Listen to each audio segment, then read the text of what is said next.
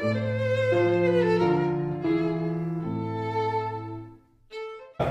all right. We're good. Yeah, I've got something I've been thinking a lot about, talking a lot about lately is a concept whenever you want to heal something or make something better or actually maintain the status quo in something, a little phrase that we use and it's called clean first, build second. And this can be used across a lot of different subjects, a lot of different examples I've been thinking about where this is a really good principle to think about. So like the basic one is just when you want to build a house, you've got an old block, it's had a house on there previously, you wouldn't just go and build that house on top of the old house. You'd actually clear that block, test the soil, make sure that everything's good, and then build your foundation. So we kind of say this with the body as well. So if you've got muscular aches and pains and lack of mobility, dysfunction on a physical level, then we say you don't want to try and build your body back, try and exercise on top of the pain and on top of the blocks. So the blocks is an important word. So it's sort of like you need to unblock first and build second. So it might be a conceptual block. So if you're talking about relationships, with your family, intimate relationships, personal relationships, business relationships you've got as well. Sometimes, a lot of times, there's blocks that stop you from connecting and being able to understand each other and being able to relate. Yes. And being able to get understanding and validation from each other, but actually nourish is the word I was looking for. We want to nourish each other. We don't want to poison each other.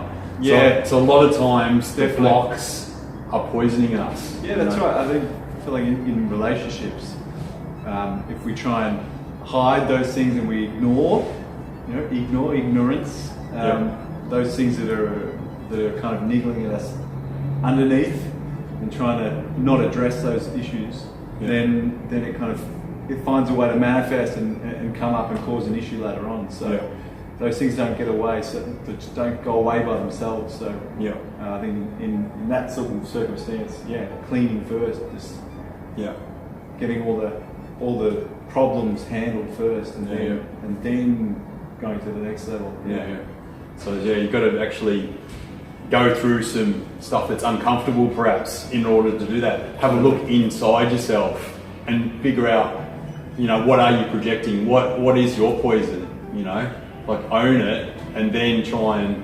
Change is painful. Change is painful. But if you can clear it and kind of, work with somebody on sort of say that I am trying to clear this poisonous, behaviour or this position that I'm taking, where I'm kind of blocked, I'm closed and things like that. I want to kind of clear that so I can actually kind of, nourish, we can nourish each other, then you can come to a better, stronger relationship.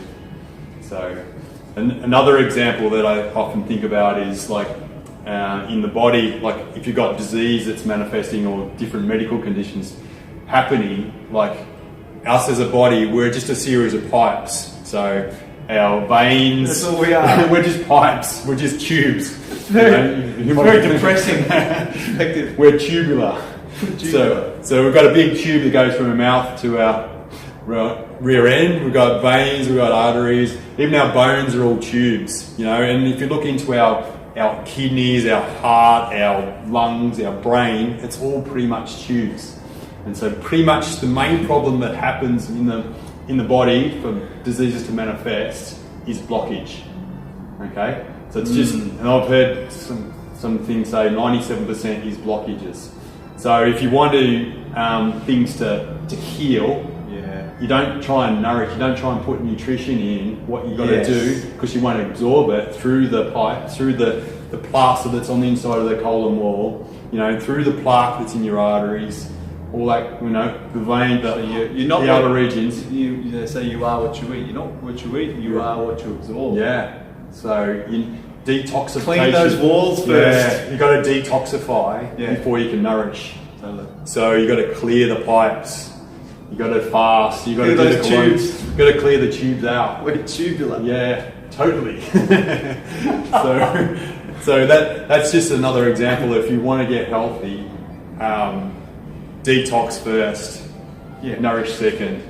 Yeah. And so it's just deal with the issues first. Yeah, that's what it is. Don't try and just keep on doing the same behaviour that is putting the plaque in your arteries. It's clogging up your colon. It's kind of like, I'm thinking of the example, say you were, had something wrong with your gait, for example, and you had this little problem. Rather than fix that problem, see what's causing it, if we allow it to happen and just compensate for it and do more, then it will get worse and worse and keep developing. So rather than actually clean it out, fix the problem. And then strengthen on top of it. Yeah, it's good. It's pretty obvious when you start kind of giving examples, but kind of any kind of problem or condition that you have, this is a really good principle to kind of go back to. It is a foundation thing. You know, think, what can I unblock? What can I clear? What can I clean? The sink. Clean the car. sink. The tubes. And I've got one abstract thing for you as well. Is I've got this practice that I've done every week for the last 17 years. It's deadlifts and squats, and also do sprints. So once a week. So I don't see the deadlifts and squats as a building thing like most people would see it as. I see this as a way of clearing the cobwebs, flushing out the pipes, getting range into all my joints and flushing out all that stuff and kind of bringing loading it to the surface.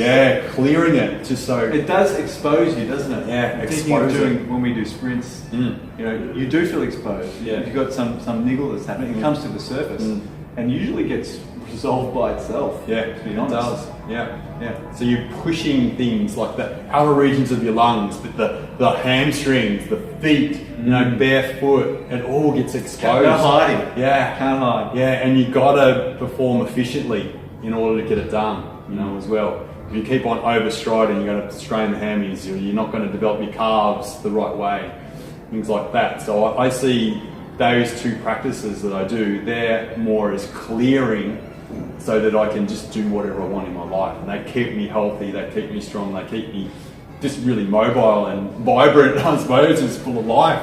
So it's sort of like, because I've cleared... Keep you the man you are. It clears me out. So that's kind of a different kind of concept, but it's along the same lines. What does it take to clear and clean and unblock? And where do you need to do that? Where do you need to clean in your life? And awesome. You'll prosper from that. It's worth it. It's worth it. It's worth it, dudes. Clean it's worth it. Out. Tubular. Clean the tubes. And get a crystal necklace. Oh.